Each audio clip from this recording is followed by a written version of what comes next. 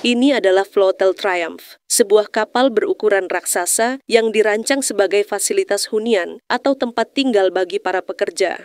Kapal Floatel Triumph biasanya digunakan pada lokasi pengeboran minyak dan gas di tengah laut. Kapal ini dirancang khusus untuk memberikan sederet fasilitas seperti tempat tinggal, makan, medis, rekreasi, dan fasilitas lain bagi pekerja yang berada di lokasi yang jauh dari daratan. Ukurannya sangatlah besar dengan panjang sekitar 130 meter, lebar 40 meter, dan berat mencapai 40.000 ton. Floatel Triumph didesain untuk menampung banyak orang dalam jangka waktu lama, biasanya pekerja industri yang membutuhkan akomodasi terapung. Oleh karena itu, kapal ini memiliki kapasitas untuk menampung lebih dari 500 orang di dalamnya, serta menyediakan kenyamanan yang memadai untuk kehidupan sehari-hari mereka di tengah lautan, jauh dari daratan.